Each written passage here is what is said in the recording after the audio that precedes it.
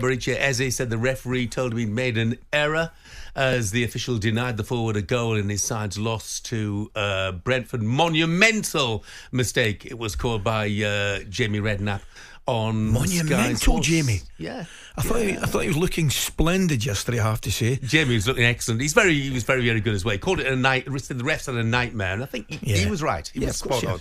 Kylian Mbappe made his La Liga debut. It was one to forget, really, as Real Madrid were held 1-1 by Mallorca on the opening day. Robert Lewandowski, who turns 36 on Wednesday, scored got a couple, both Barcelona goals in the win at Valencia. Yeah. And early sports breakfast host Shabana Hearn has some of the standout stories from another busy EFL weekend.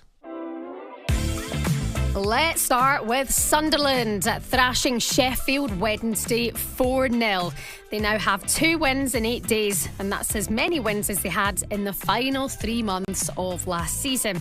Their new manager, Frenchman Régis Lebris, has said he's very happy with the side's start. We have many talented players in this team, in the starting 11, also on the bench, but we need to create some strong foundations to play together, and I think during this game it was the case. Coming up next, they'll face Burnley, who also have a 100% start this season. Smashed Cardiff 5-0, and manager Scott Parker was asked whether he thought that was a statement victory. We come away scoring 5 goals and being clinical and looking pretty deadly, really. So overall, an all-round fantastic day for us. It's been a moment for Preston, who have now seen off 2 managers already this season.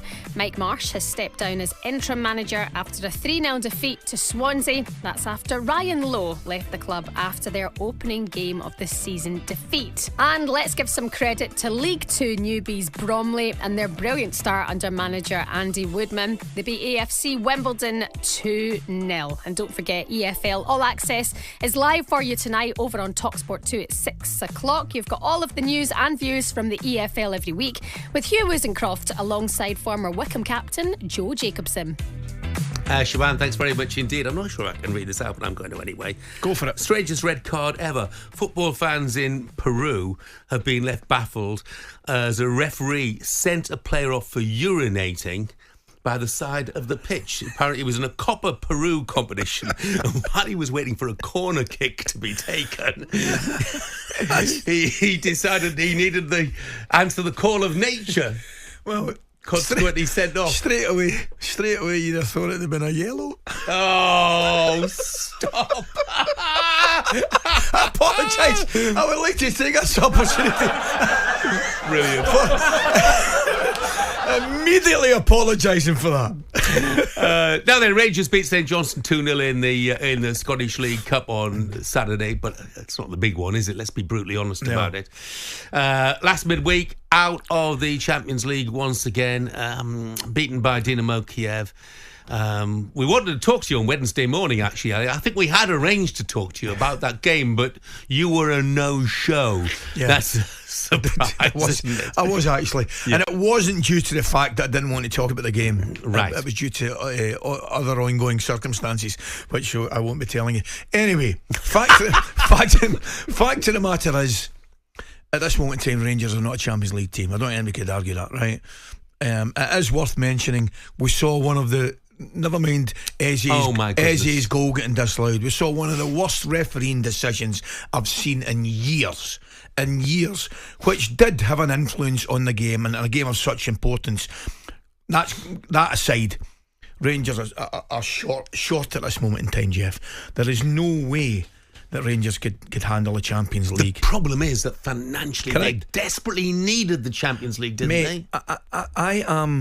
I'm genuinely devastated at what's going on at my club. I'm looking at it, right? And the recruitment in recent years has been, goalkeeper aside and Stelling aside, has been unbelievably poor. They've given money to people to spend, quite frankly, that haven't spent it very wisely at all. At the top level, we're playing our home games at Hampden. We're not even playing our home games at Ibrox now.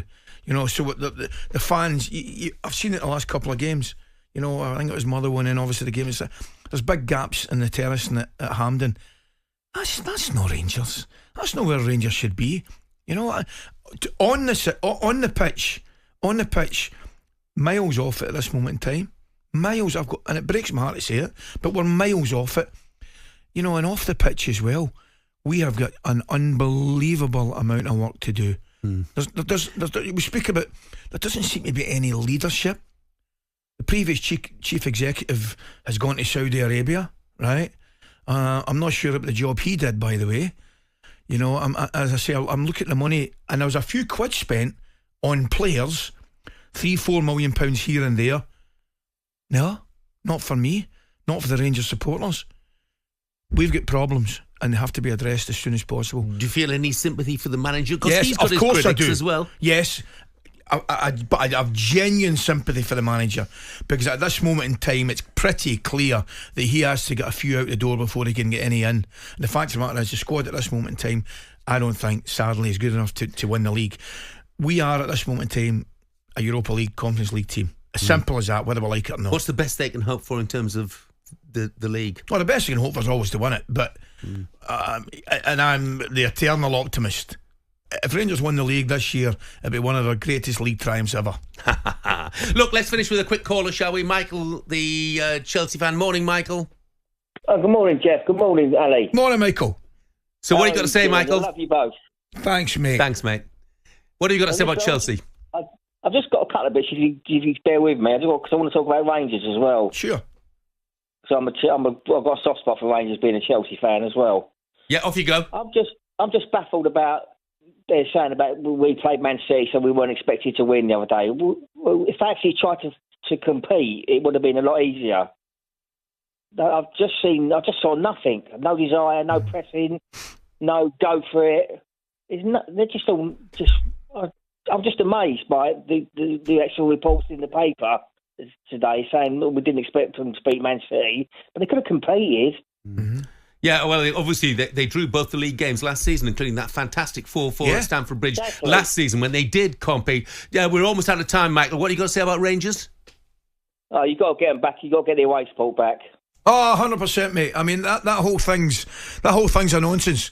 It's like two wee kids fighting in the playground. In my opinion, Michael, you know, and you're absolutely right. The one of the biggest, if not the biggest selling point in the Old Firm games are indeed the supporters going to the games and the atmosphere created. You're 100% spot on, mate.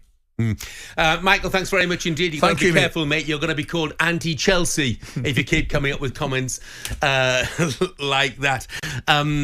Look, I hope you've enjoyed the show today. I'm looking forward to the game tonight because, you know, I mean, I do strongly fancy Spurs, but it was as that texter said, there's usually one shock in the first weekend of ain't fixtures. happening tonight. talkSPORT Breakfast, waking you up Monday to Friday morning from 6 a.m. on AM, on DAB, via the talkSPORT app and on your smart speaker. talkSPORT.